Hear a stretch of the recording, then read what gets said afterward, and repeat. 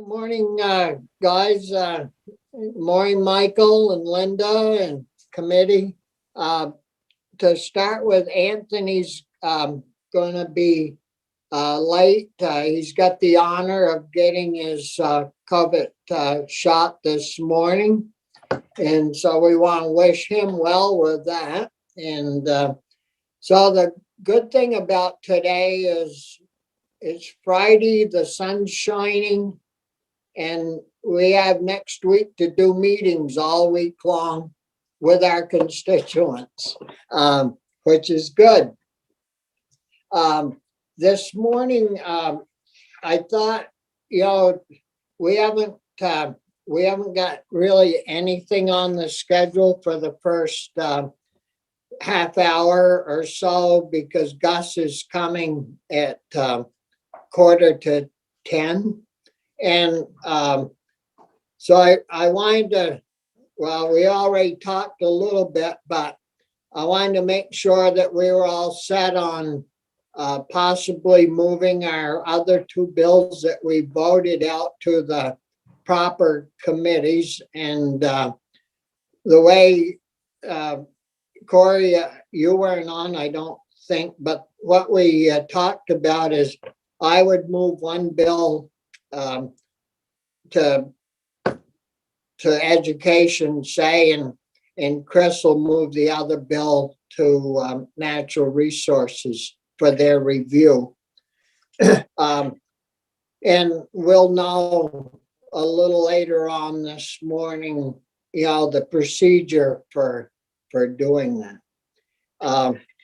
Then as far as our what we've got Gus coming in for is that farm labor housing issue. And Michael, did you get an email from me this morning? I did. I called USDA Rural Development's Montpelier office. Do you want me to go into this? Sure. Yeah. Just what you found out. Sure.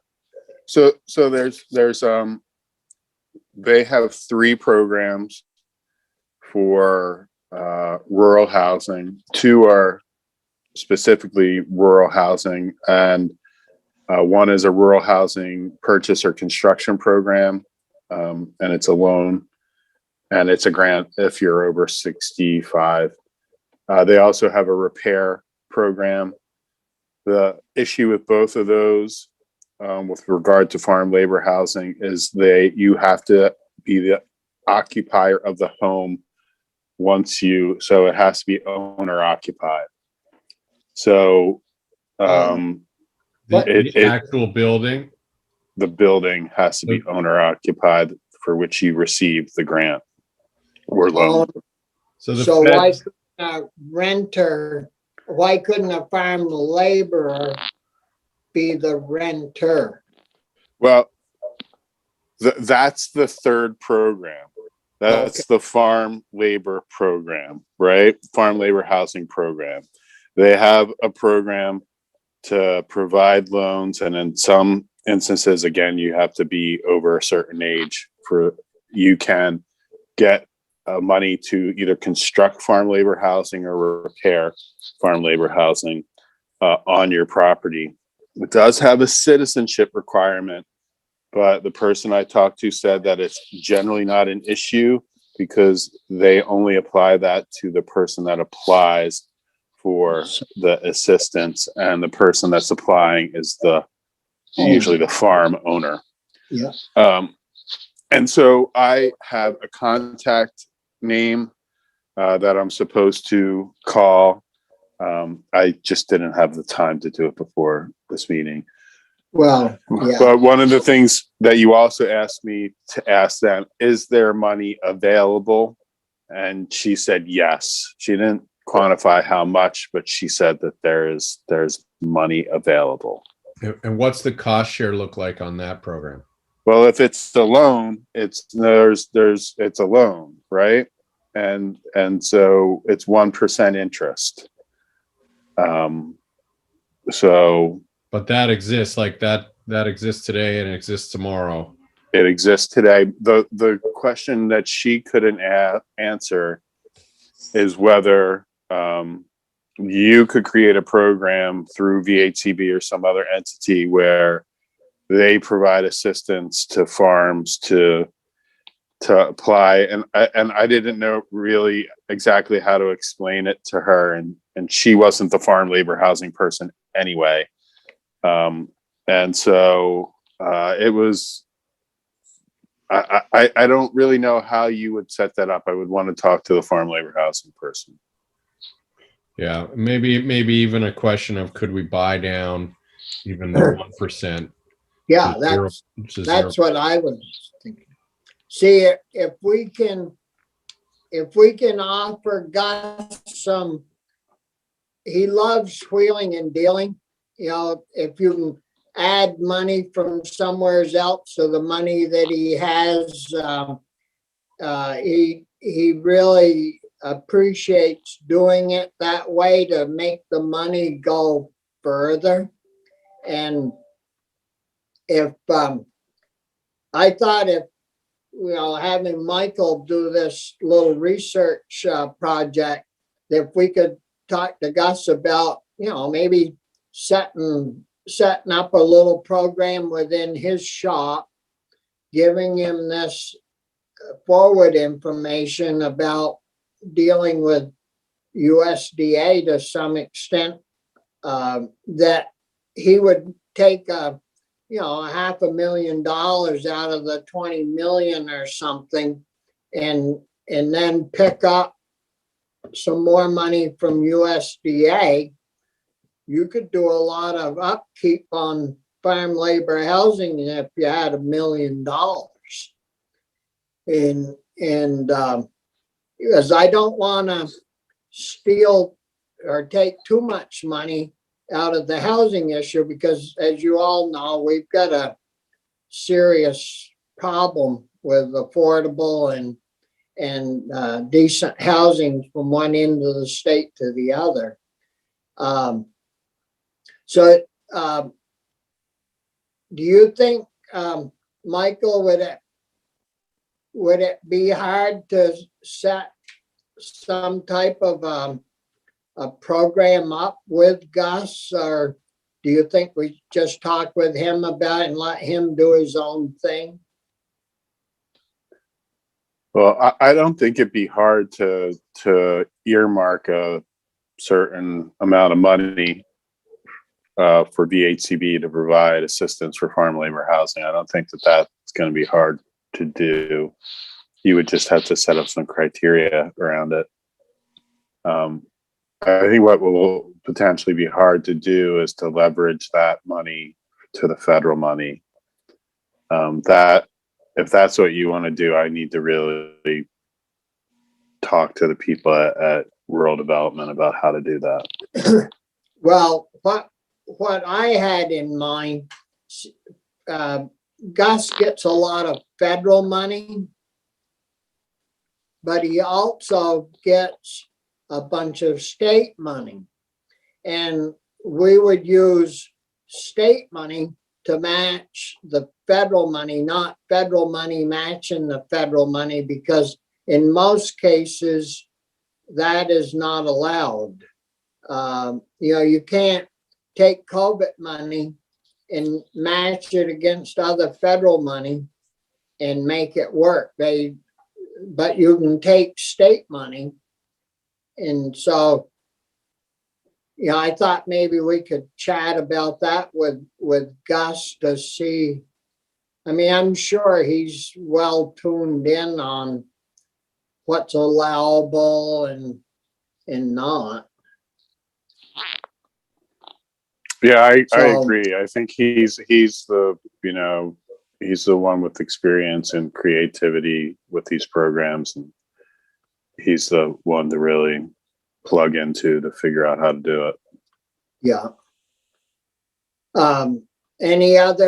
Any thoughts from you guys on the amount that it might take, or how much you think we could afford to take and not cause other problems, as we try to push this forward? That is sort of a shot in the dark. I mean, Yeah, we heard what Dan's evidence was about a quarter of farm workers found this to be extremely stressful. yeah. So yeah, that's the only metric at all that begins to orient us. Maybe But what Gus does would that- have some. Yeah, what does that translate into dollars and cents? I don't know.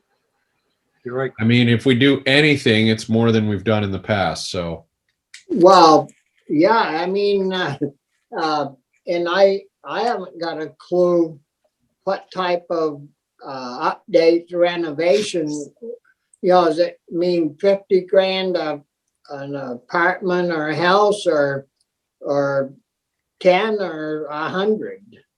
But I wonder, would it be sensible to do a little pilot program of 10, maybe 10 units or something, 10 apartments or 10 houses, and just to see how if we could talk him into that, to see how it goes, or for the first year? yeah, rather than limit it that way, I've wondered about giving him, seeing if we could, for instance, push him to put $1 million of, I just make that number up, but for instance, say up to $1 million you could use this way, and then we could see what the demand is, but build him the flexibility so that if by August he's only used 200 grand, he can ship his money elsewhere. I just, if we say 10 and the demand is 1,000, that's my worry. And I don't have a sense of, if we gave him $1 million and that let him buy the interest rate down, I don't know what that means. Like, we need some way of having the scale. But the other thing that we've agreed to do, I don't even know if I mentioned it to you guys. I hope I did, but I might have forgot it. We're gonna raise his ready money for the grant stuff to 275. So I mean, he's got that person there that if he really got stuck, maybe they could write some grants for some of this money as well, for housing.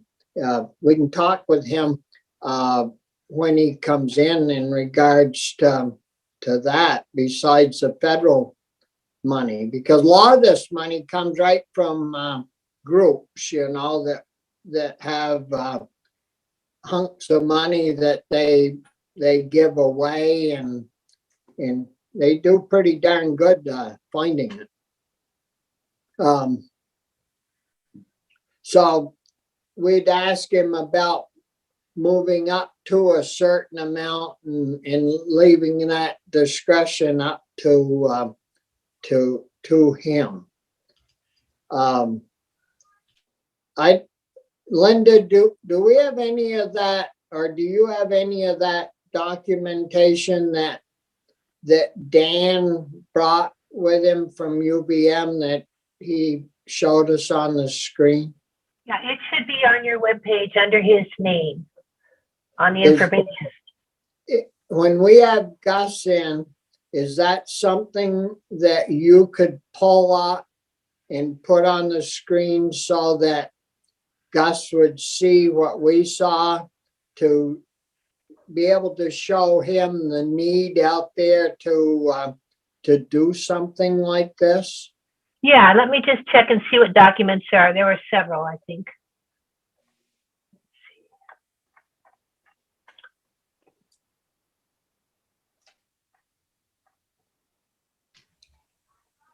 Are we going to keep chatting until Gus is here in about a half an hour? It's up to you. You got something you need to do, Chris? I need to fill my coffee cup. That's Oh, a burning- go. Okay, I'll fill go it. do that right now. Yeah, Yes, Senator You could- Star, there was just one document. It was a slideshow, which I'd be happy to display if you would like that. repeat that, Linda. Dan just gave us one document that is a slideshow, and I'd be happy to show any of that you want when the time. Okay. Yeah. Would you want to tell Chris, Linda, to bring me a cup of coffee too, as long as he's going to the cafeteria? I think you missed your opportunity on that one.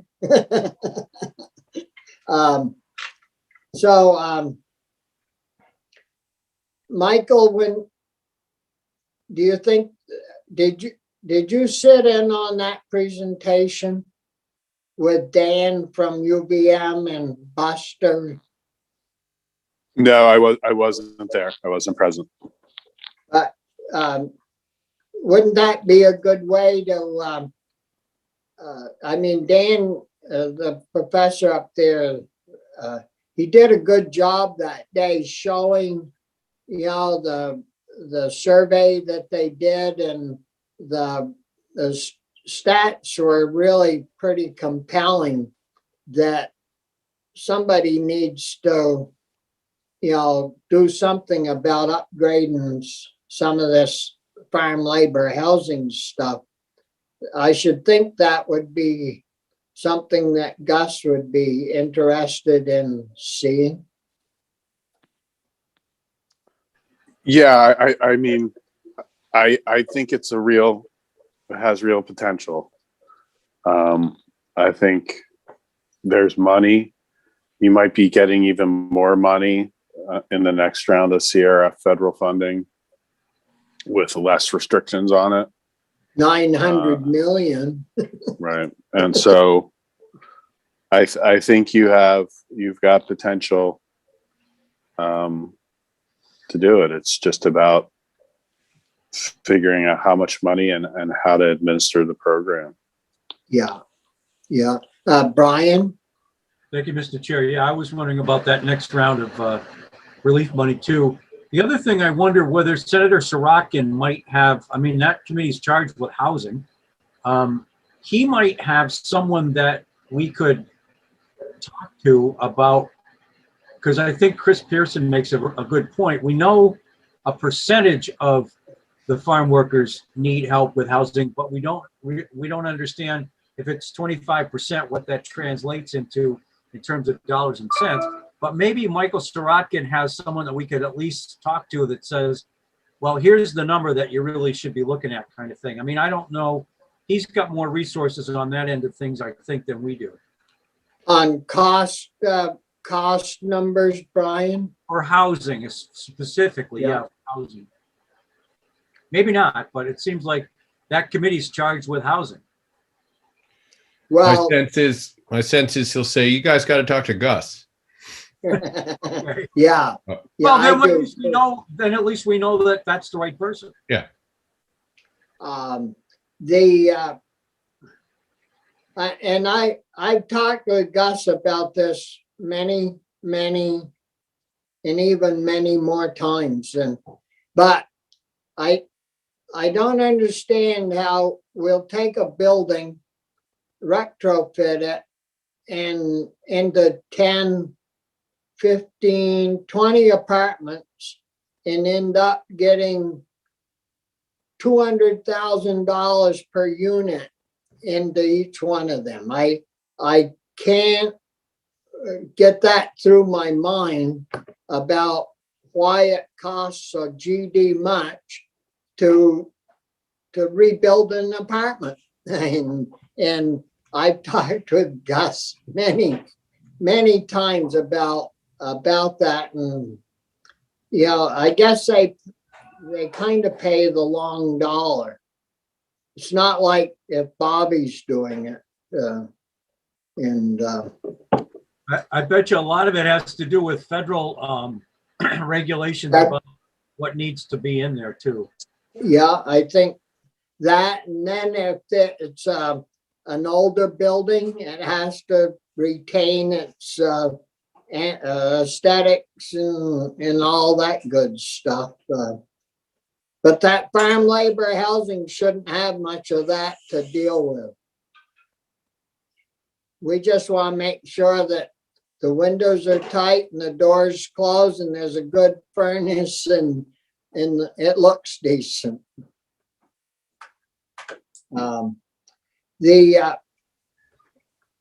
Michael, when we come back after recess there, we haven't talked yet about your schedule, but we have the tractor repair bill that Chris has had put in, and we also have that milk, the milk bill. Brian calls it the milk tax bill. That's very nice of you, Brian. Your Well, milk that's what tax it is. bill. I didn't know if when we come back, if we could schedule some time and have you and Russ in. And then Dave Hall did the other bill, I think, for Chris. But we kind of want to go through Russ Ingles, Senator Ingles' bill, and see if if that's something that we can move forward with or have a hearing or whatever on. Sure, I'll be available, and I think Linda just scheduled me. I think there's some work you could do on Senator Ingles' bill, fleshing out how the systems program would work, etc. But I think maybe the biggest hurdle is figuring out how much it would raise.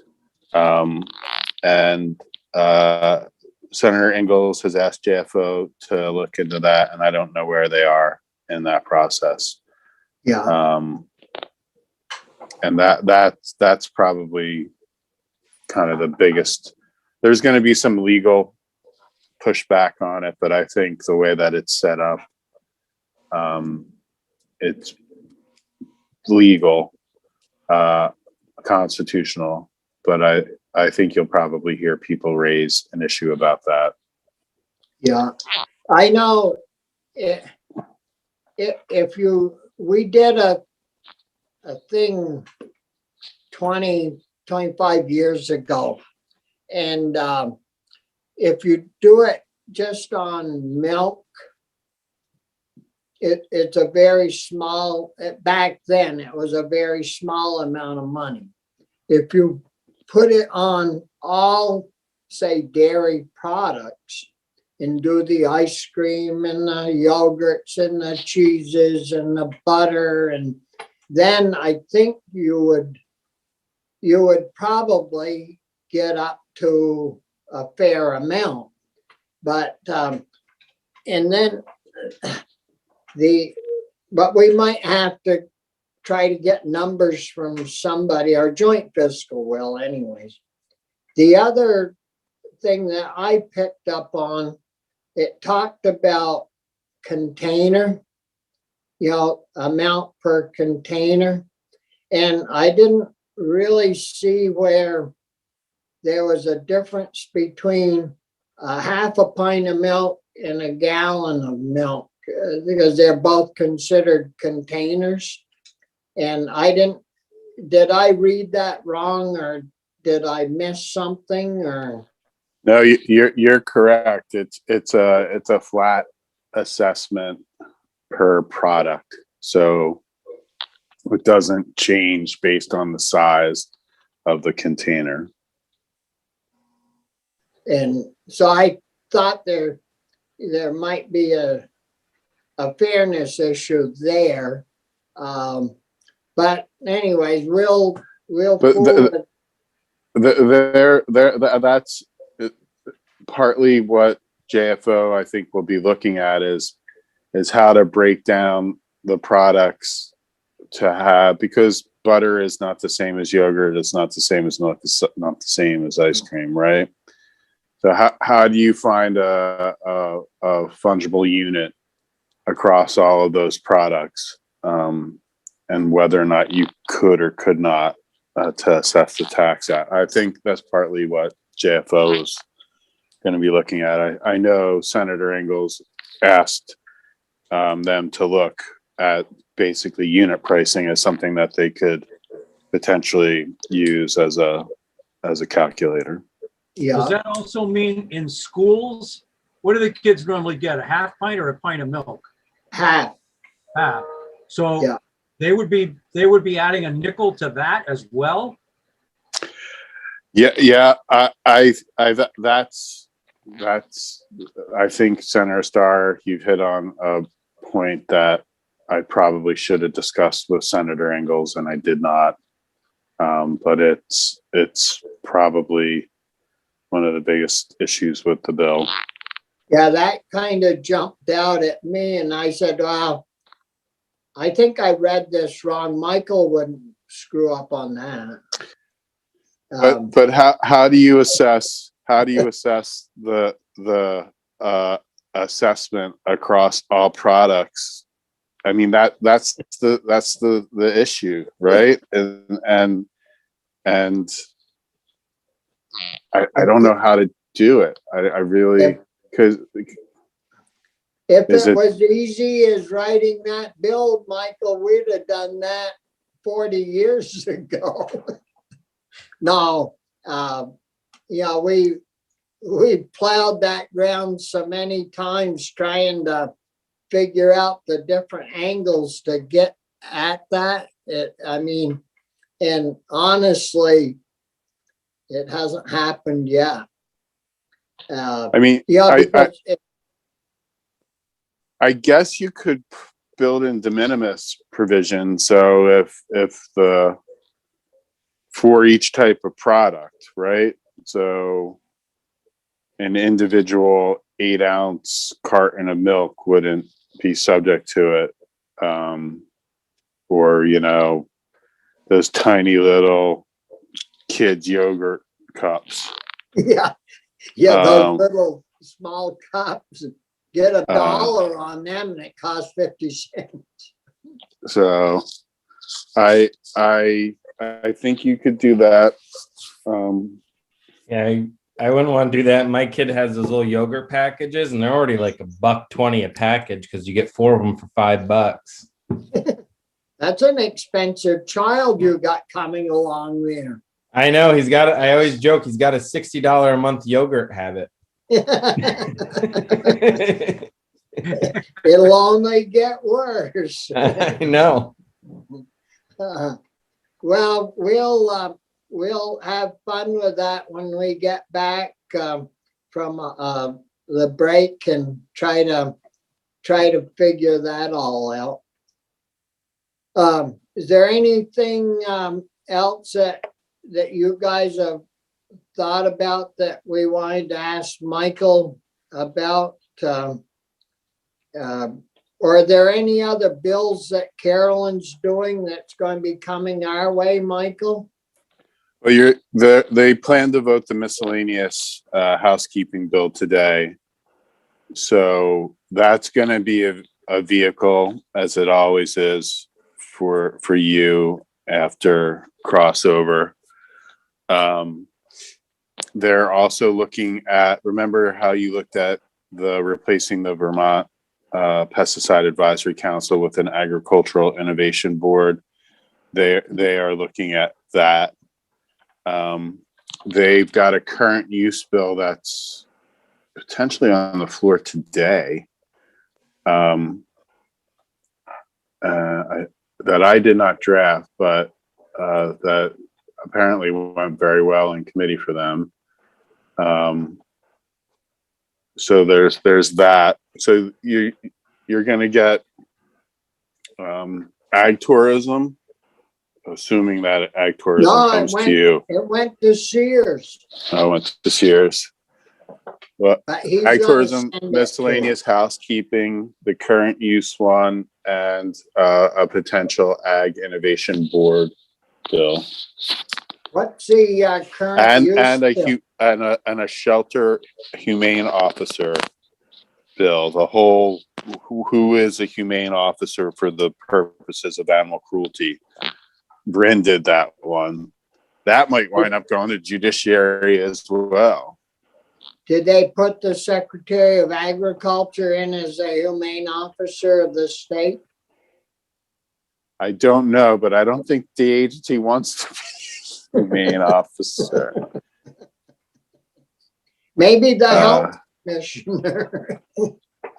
Hey, um, Bobby, Yes. I'm sorry to interrupt you with a technical thing, but I accidentally made you host instead of co-host. And I need you to look over at the participant list and click my name and make me host. What's that worth to you? I'll give you two of the fish I caught the other day. Like making him the pilot of an airplane instead of a co-pilot. What do I do? Just push Can you- your name, Linda? Click my name and it'll say make host. Um, I'm so excited we get to watch this in real time. are you back? I'm still not host. You're still host. Linda Lehman.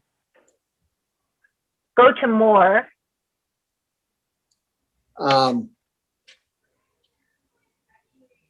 And then push participants. Then your name is the third one down. Okay, push the more next that's on top of my name.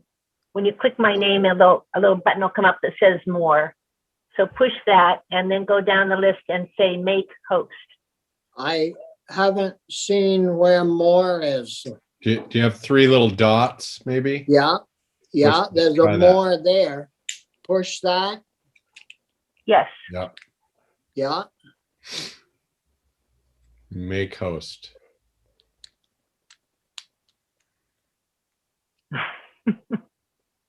Boy, you hadn't better screw up again, Linda. I know you're counting. You'll never get to be host again. Ouch. Okay, participants there. Okay, I found you. Now and Pearson, we're all there. So now push more. Yeah, if you're over Linda's name though. There should be two little blue buttons to the right of my name. Yeah, you got to make sure you're clicking more or the buttons next to Linda, not down at the bottom. Oh, okay, double L and make host. That's it. All right, have you got your job back? I sure do. Thank you very much, and I apologize. Well, by golly, you keep that job. No, that's no problem, Linda. So now.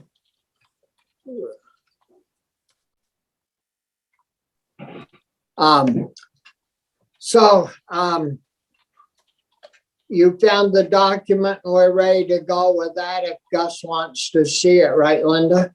Yes. Yeah. And so Michael, do you have you were going to tell it, what's the current use, Bill? Hold on, I didn't draft that one. I have to find it. It's, from what I recollect, it's about how to do the use value appraisal on certain aspects of the farm.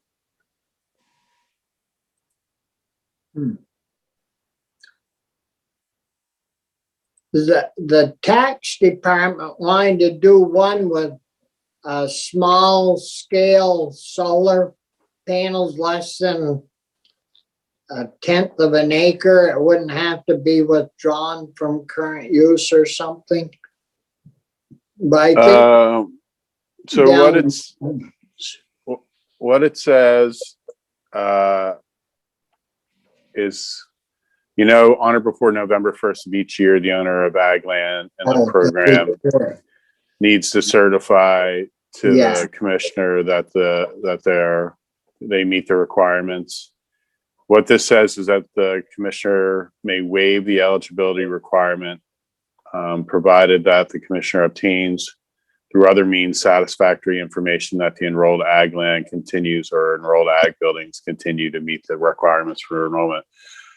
So this is the issue of the people that fail to put their Yeah. annual certification in and then Yeah. technically are unenrolled.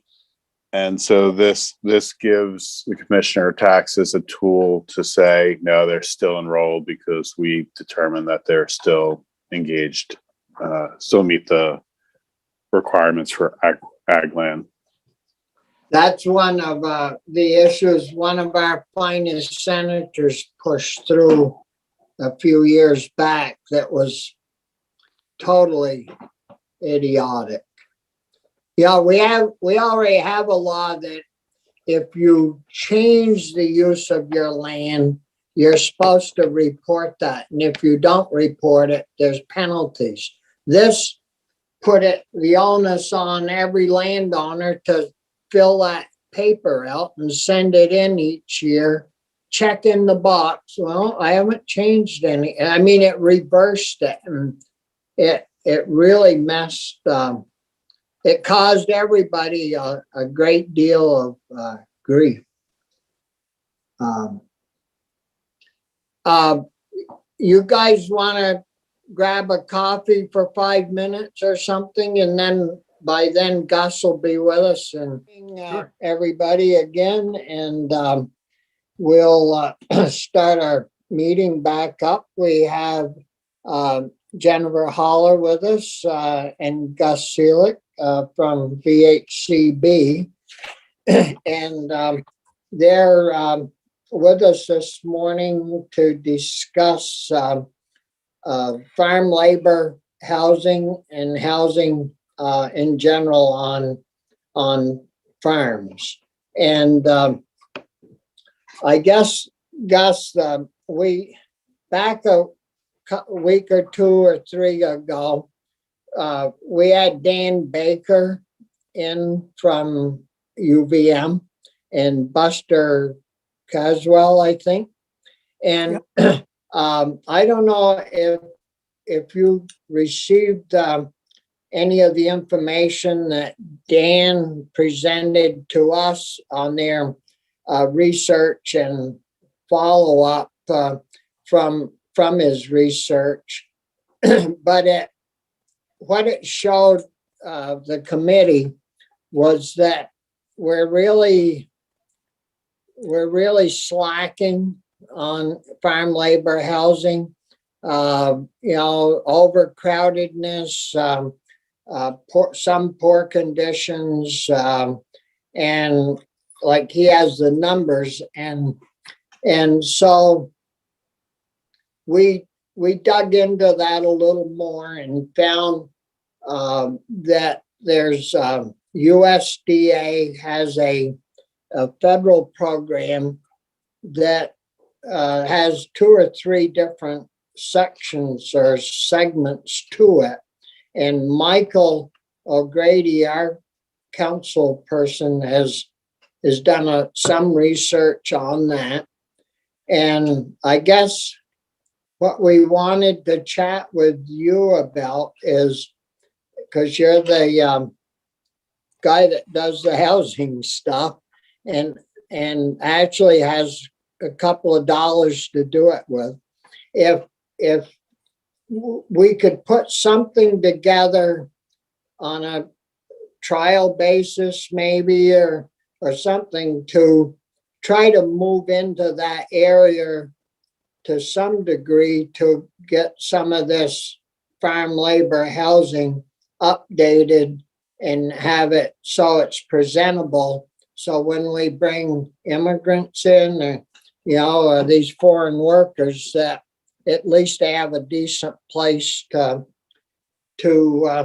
be able to live while they're here. So I don't know if you folks have thought about that, Gus. I bet you have, and get your take on it.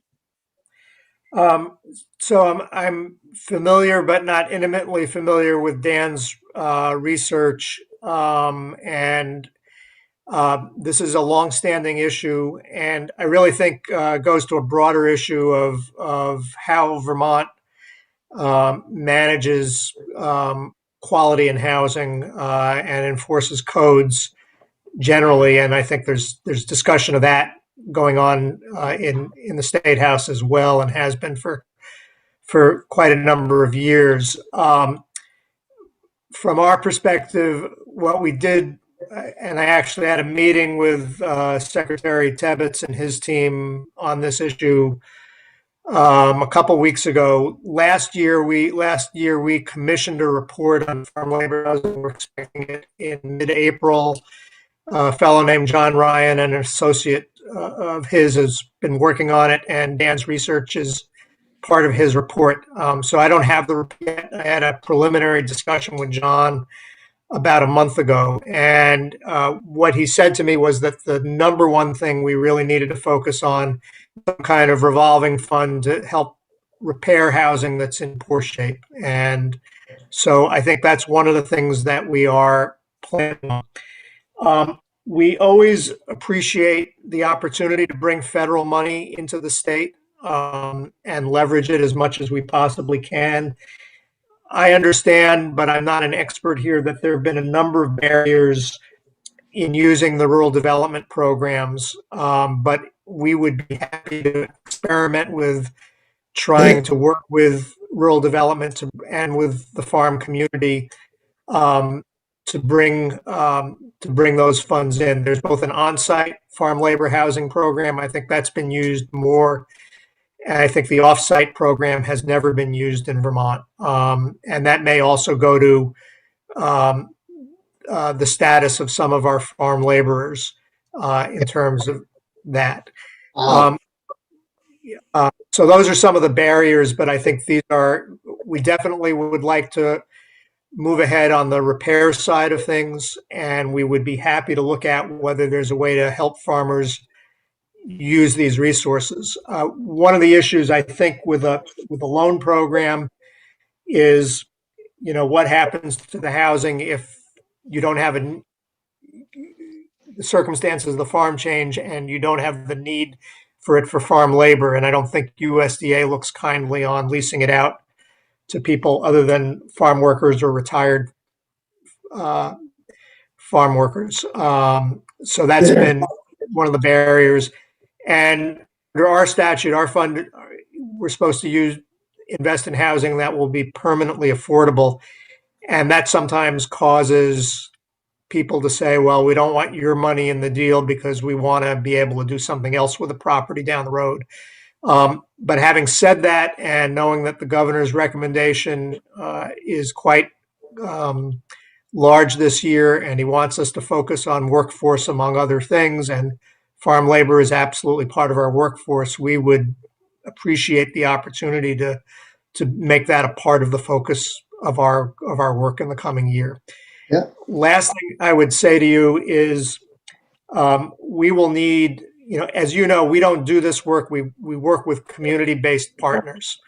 So I've begun a discussion with the Champlain Housing Trust, which works in Franklin County and some in Addison County. Well, I think we're managing a repair program.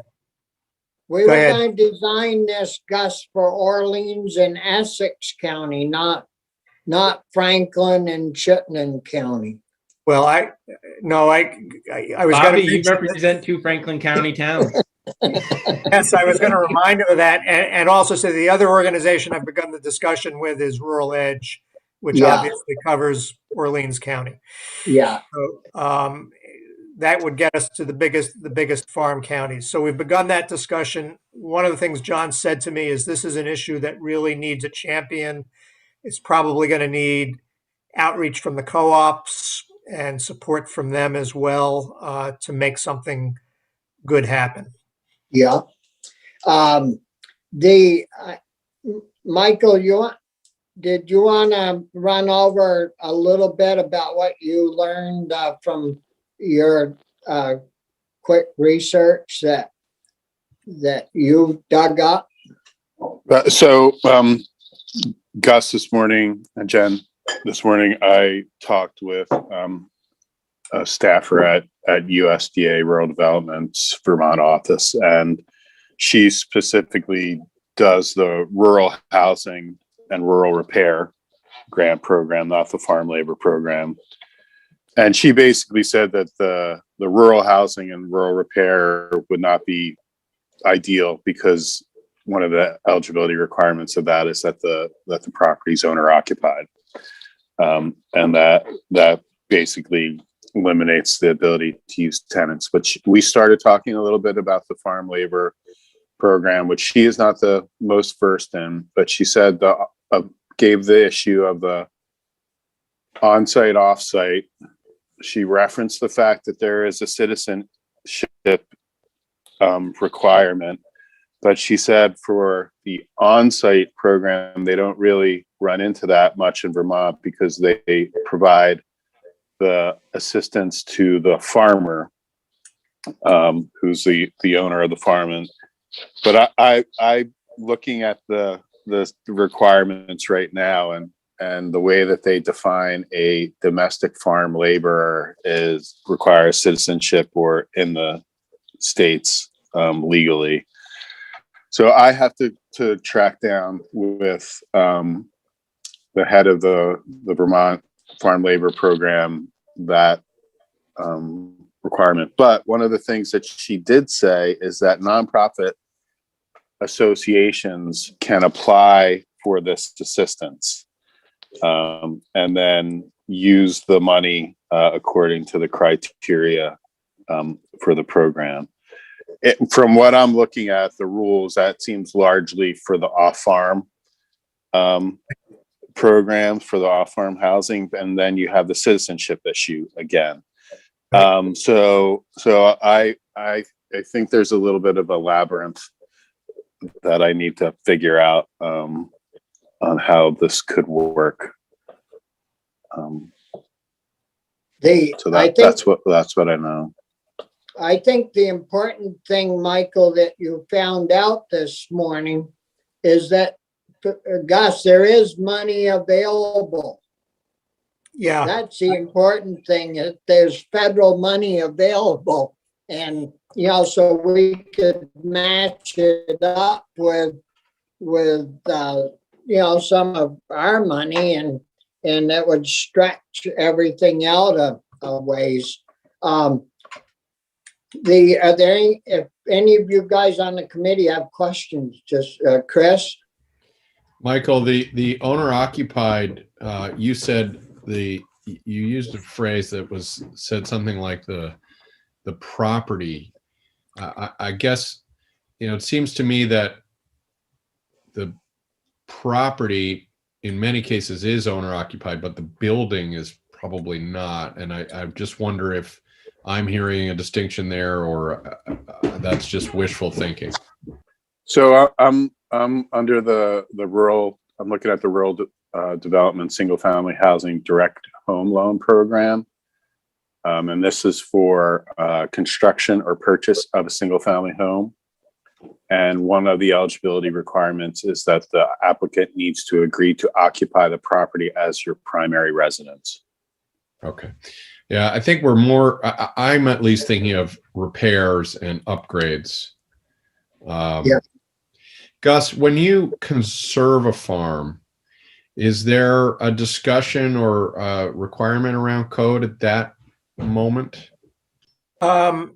there is not. Often the buildings are excluded from the easements, and there is not. I would say to you that in general, Vermont's approach to code enforcement is pretty lax, and I know lots of people don't like the heavy hand of government, but I think this is a place where, whether we're talking about on-farm housing or rental housing in general, we probably need a higher degree of oversight than we currently have across the state in all forms of rental housing, to help people focus on the things that they need to do to keep people safe.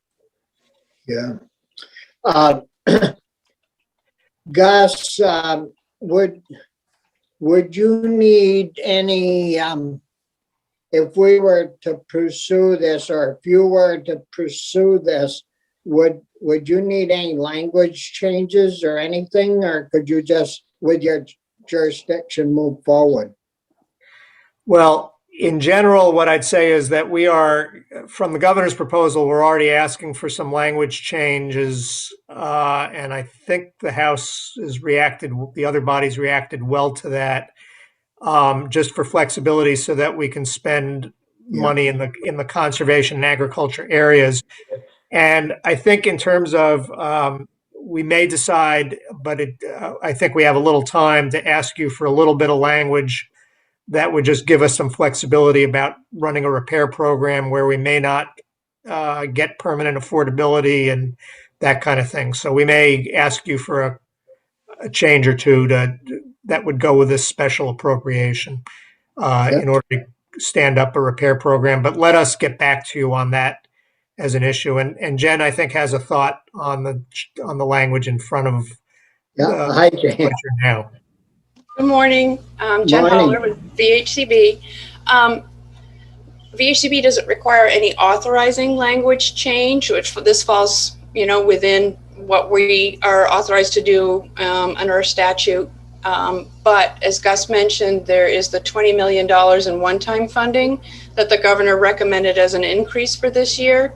And as the budget was submitted, it said that was all to be for housing initiatives, but we've worked with the administration and committees on the House side on language that would allow us to use up to 5 million of that for conservation or farmer viability program activities. And so we would hope when that bill comes over, the budget comes over to the Senate, that you might be able to ask the Appropriations Committee to support that. That said, if that funding comes through, that gives us the resources we need, and we don't need anything specific around farm labor housing, and that's our intention to do that. One other thought I had was that I know that when you were working with the CRF funds, you found a way to get some assistance to people who aren't documented or who might not qualify for the federal funds. But the beauty of the VHCB state dollars is that we will have the flexibility to help that housing regardless of the status of the residents there if we do set up a revolving fund. And then the last thing I'll mention is that the report that we've commissioned will be done on April 15th, just as a reference point, and can share it with you at that time. And I don't know if it'd be helpful, but Linda has a copy of Dan Baker's report that she could forward you folks. And, it's always most helpful if we don't have to do a lot of language change and all that. If we can, the important job, and I know Gus and we understand, is get the work done, get the job done and get the bases covered. But I feel that if we could get a bunch of this federal money to do some cost sharing, that it would make your dollars go a lot further, and we'd get more work done with less of our state dollars. And do you see nonprofits can apply for that? So could you apply for that, Gus, or would you have like Roll Edge and those people apply for it? That's usually how it works, is that they're really in the communities and they're the direct interface with the people who are going to end up in the housing. So that's usually how we would do it. Rather, we could be the applicant, but I think it would be more effective if people who are not based in Montpelier but based out in your communities actually are the applicants for those funds. I do need to just give you a caution, and then I'll tell you what I hope the antidote is going to be, is that rural development is a pretty rigid agency. They're not usually very flexible. Before the Trump era, they had a director who was interested in granting waivers and doing lots of demonstration projects. So I'm hoping that now that we have a new secretary at USDA, we're going to get the same approach where they're going to want to do demonstration programs and they'll waive some of their rules. But if we go with the rules that are in place, there are reasons that these programs, and particularly the offsite program, has never been used in Vermont, that are hard to overcome. So it's going to take some of that kind of work to really pull those dollars in. I'm committed to trying to find a way.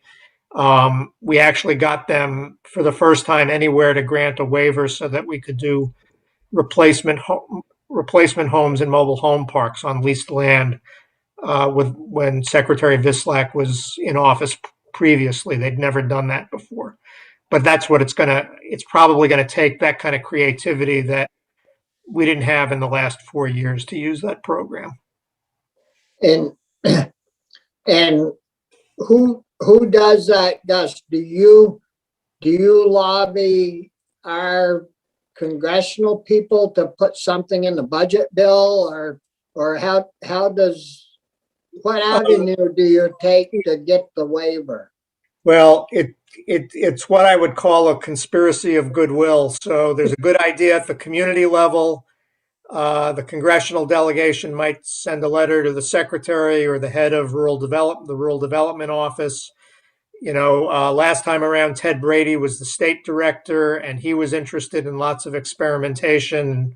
We don't know who the new state director is going to be, but if you get a good person in that job, it takes everybody just sort of saying, this is a great idea, let's give it a try. But we haven't had to have things in the federal budget bill to do that when we were able to get those waivers. We just needed somebody really willing to try something new.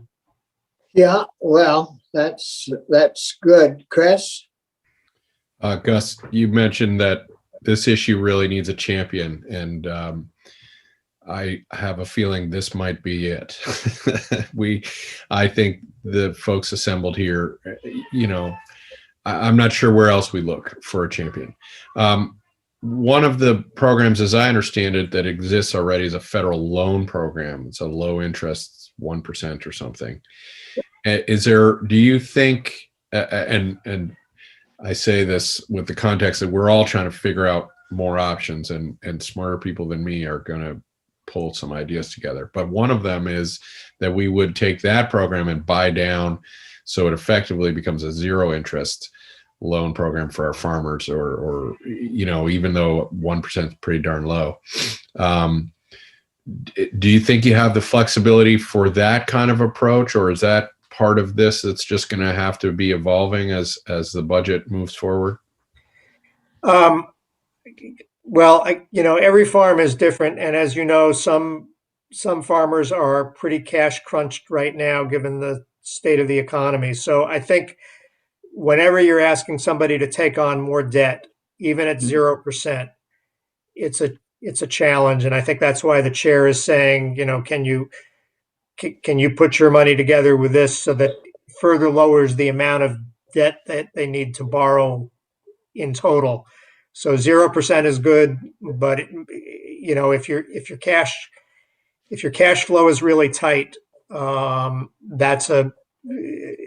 investing in a new home can be difficult. In my experience, lots of farmers have been very happy to buy a used mobile home and say that's good enough. And I think that's a piece of why we're hearing that there's a real need for repair, because if you buy an older home, you always have issues, and I think that just reflects the fact that the price of milk is constricted.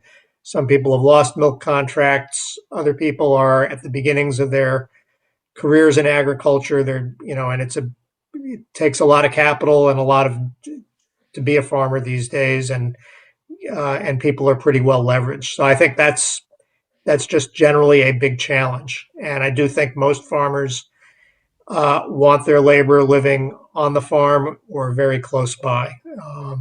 Yeah. Thanks. So you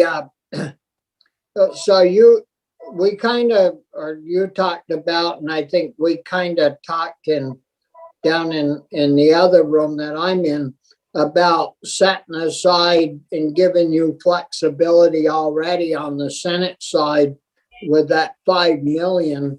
But we still want to do conservation things where it's a good deal for us, and stuff isn't getting any cheaper, even though doesn't seem to be a lot of money around them. And how much do you have any idea what we could even think about putting together for this little housing deal? The budget numbers all changed pretty fast as the administration put its budget together. But I'm inclined to think that, a repair fund in the first year in the neighborhood of $500,000, and let's see how it goes. And I could be persuaded that it ought to be a little more, a little less. We don't want money just sitting in the bank. We want it to flow out. No. But that was my initial thought, but I haven't even proposed that to my board. I have mentioned that as a number to Secretary Tebbets. So we want to get something started and see how we can make it work. Well, we talked earlier before you came along, and we figured if we could get some federal match money to go with some of your money, somewhere between 500 and $1 million, but yet make sure that you have the discretion of moving that back if things, if they don't move along like they should, then you just go put it back into regular housing or whatever. Yep. That sort of approach, that's the sort of thing we would do. Is we don't want money sitting in our bank account. That doesn't do Vermonters any good. And so, but I thought, if we get $500,000 on the street and it moves quickly, then you add to it. And if it is sitting there, maybe you pull some of it back. And we'll see what the take up is going to be. Yep. And, sitting in the bank though, with all that interest, that 1.25%, you're really doing pretty good with it in the bank. Or somebody's well, the doing interest good rates have with gone down. It's even lower. Yeah, have gone down, but again, we always want the money back in the communities. You're darn right. That's where it does the most good. Yeah, Jan? Mr. Chair, when I was racing to make all my points earlier, it looked like Mike had a couple questions, and I want to be sure that Gus and I don't miss those if he has questions for us. My only question was about whether or not you need flexibility in that 20 million for the Ready Fund, or to use any of that money for Ready, or is that going to be taken care of through your base budget? Run that because we run that through the Farm and Forest Viability Program. The language says that we can use up to 5 million for conservation activities or Farm and Forest Viability Program activities. So that covers Ready. It could be more explicit, but our intent would be to expand that. That's all I need to want. And Gus, while you're with us, did we talk down in approps about doing your 275 for Ready on the fast track budget part, or did we not? We didn't, and I don't think that that's necessary at this point. I think we're a little slower on Ready this year because the staff was so busy with the CRF program helping farmers access those grants. So that's a second half of this year activity rather than the first half when they were focused on CRF. Yeah. And to move this forward and to help the Farm Labor Housing Coalition people, should, to let them know that there's going to be some movement on this, and should we get a letter from you, do a letter and send it to them Um, Well, I traded emails with Mr. Caswell a couple days at the beginning of the week. He sent me one and I sent him one back. But I'd be happy to write you a letter and you could then share it with him. Or write to him and write to you and copy him on it. And Yep. that'll do but if you want to do something more official, happy to Well- brainstorm with you about it. I don't really need to up here. Maybe Brian Campion would like a letter that he could put on the front page of the banner, helping him down in Bennington County. Him and Senator Sears have a little thing going about who gets above the fold in the paper. And no, I'm just kidding. No, if you just do that, Gus, that would be fine. Okay. Yeah. Anything else from any of the committee members? No. Did you have any questions for us, Gus, on any of the projects or issues? Anything we can help you with? I think our key issue is just going to be the flexibility. And as we said, the other body seems to be supportive of that at the moment. But we wanted to make you aware of it. We were very grateful that not just did the House Ag Committee support flexibility, but the House General and Housing Committee also supported the flexibility. So there's a recognition that our rural communities need help. And through the Viability Program and the READY program, those are ways to help rural communities along with our conservation work. So, Gus, Yeah, well, we and certainly did you all have to work together to make the most of what we have. Yeah. If there are no other questions, I think Jen had one other point to make. I was just going to, in case it's helpful, just going to note that the fast track bill, the CRF bill, does have CRF money to be allocated to VHCB for housing. And I just want to clarify that that's specifically for housing the homeless related to the pandemic. We would not be able to use that funding for this particular purpose. And then the 20 million in one-time funding the governor recommended is for all that broader range of housing needs, whether it's home ownership or rental housing.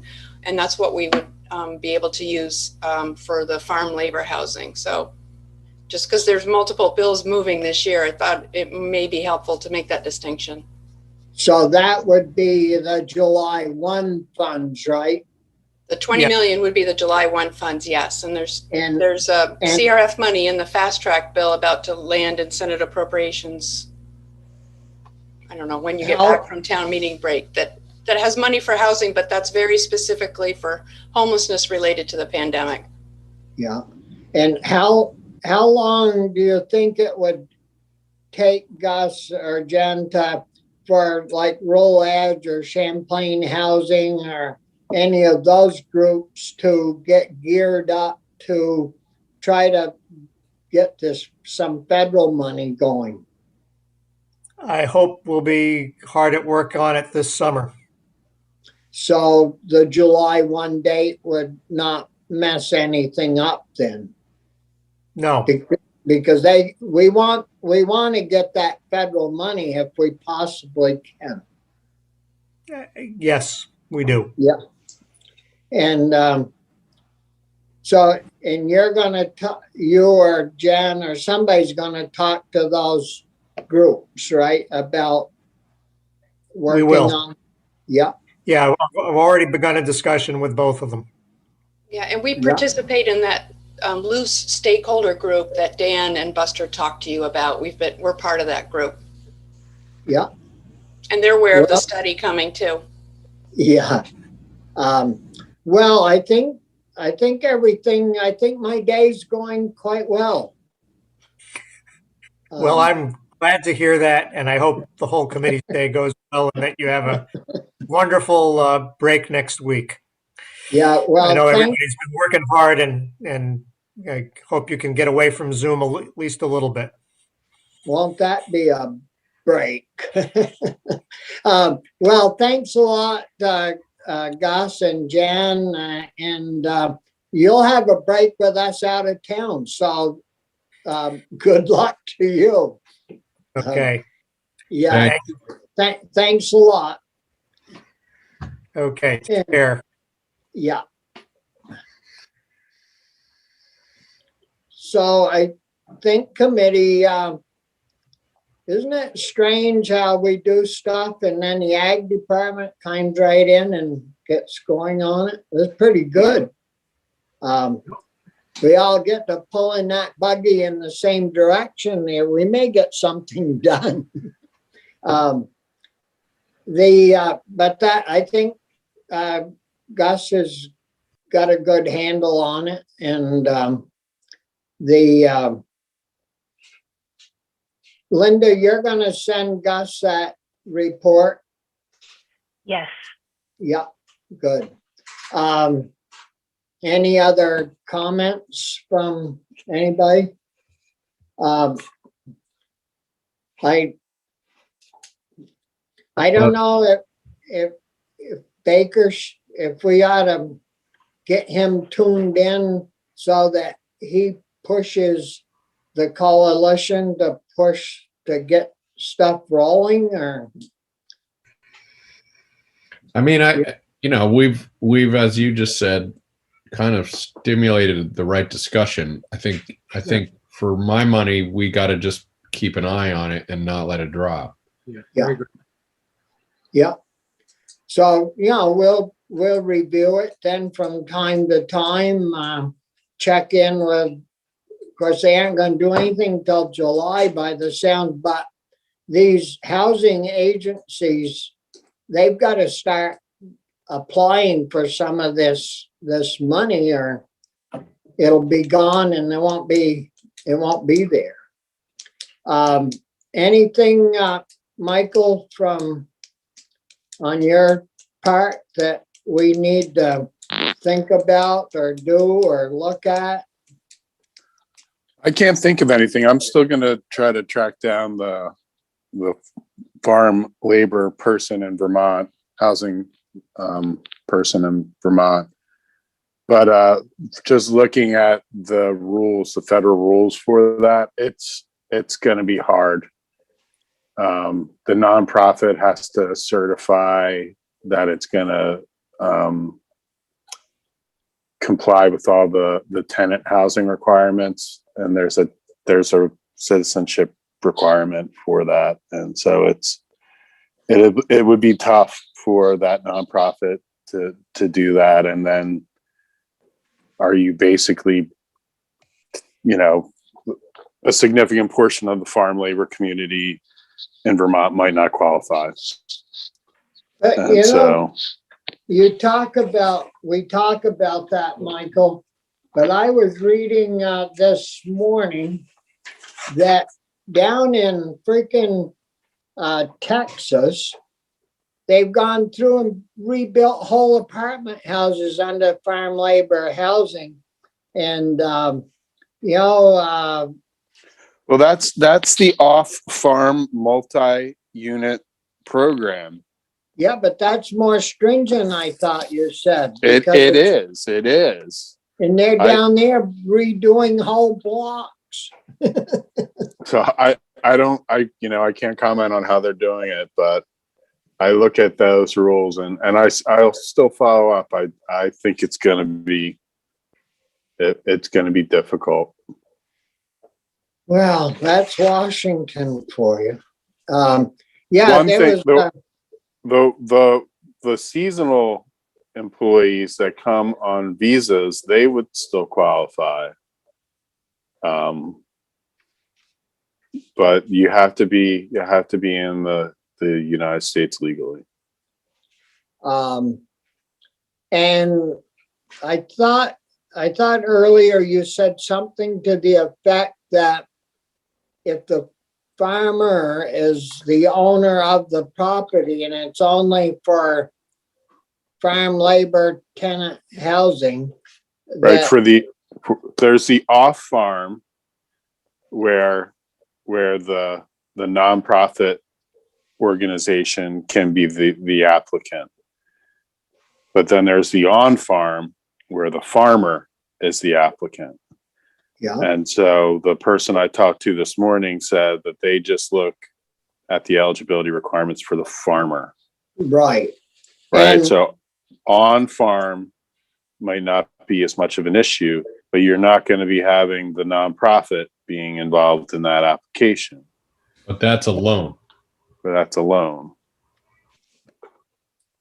So we gotta figure out how to get around who's gonna be doing the application to have on-farm, because most of farmers like to have their veggie pickers, their, their milkers, their sheep herders, they like to have them on the property if at all possible. So we got to figure out some way to fix these. Who's going to apply for the money to fix on-farm properties? Yeah, and you're gonna, I'm looking at what one of the requirements is for both programs. It's an occupancy restriction, and it says an eligible household must include a domestic tenant. That is a domestic farm laborer. Yeah. And so a domestic farm laborer is defined as meeting the citizenship requirement. Okay. So I have to dig into this more. Yeah.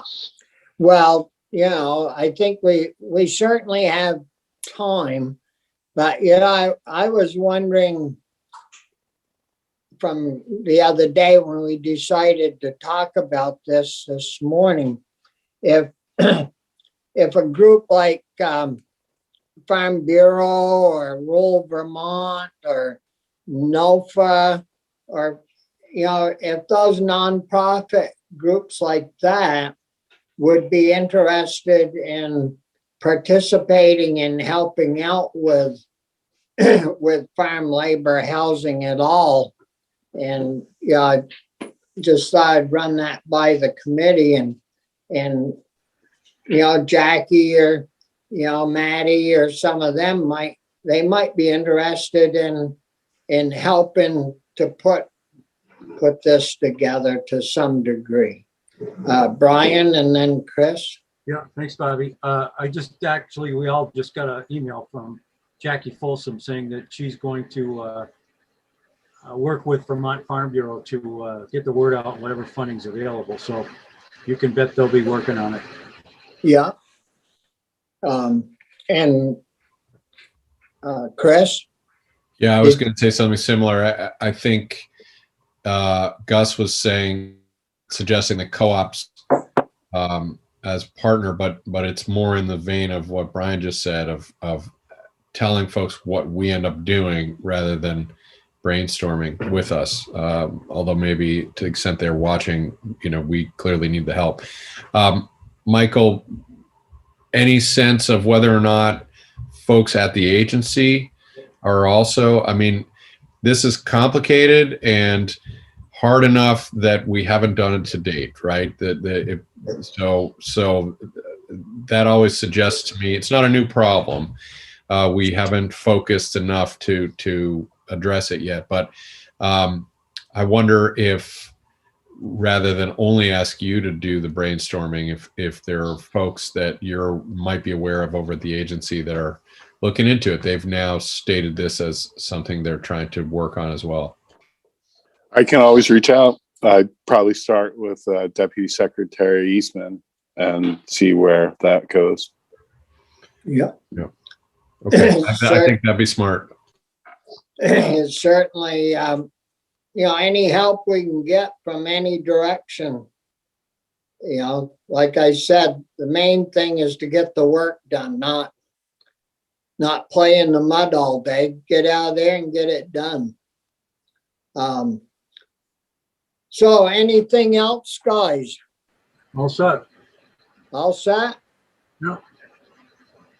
Well, I think then we'll call it quits and see you at 11:30 on the floor. Chris, we better check with Linda to see if she's heard anything back. Yeah, right. On I have the, not. I have not, so you might want to follow up on that. Michael, but- you don't know anything about that stuff, do you? I'm sorry, I was looking at an email. Could you repeat the question? This Well- is to get bill numbers for our 2 committee bills. We have the bill numbers. We just, they weren't, Oh. they came in late and I think they're trying to get them on the calendar today, but not sure. Do you know what they are, Linda? S100 is the education bill and S102 is the other one, the soil Compost? compost, yeah. So, what we want to do, Michael, is S100. It hasn't been posted on the calendar, and I think there's a motion that you can make prior to posting on the calendar. You stand up. I move that we move Ag Committee Bill S100 to education for further review. We just needed that language to conform with our rules and regs and. What? Yeah. Michael, it's not really a question for you, is it? No, It's basically you stand up and you move that the bill be committed to whatever committee you want it to be committed to. And Secretary Bloomer will be able to advise you when and how to do that. yeah, Bobby, I'll call Bloomer right now, and we've got an hour, and I'll have him email you and I the specific language. I have a feeling it's suspending rules to pending entrance on the notice calendar, refer, blah, blah, blah. yeah. But- Yeah, Does that Yeah, make there sense? I'm isn't- happy to contact Bloomer and get him to email you and I the language we need to use. yeah,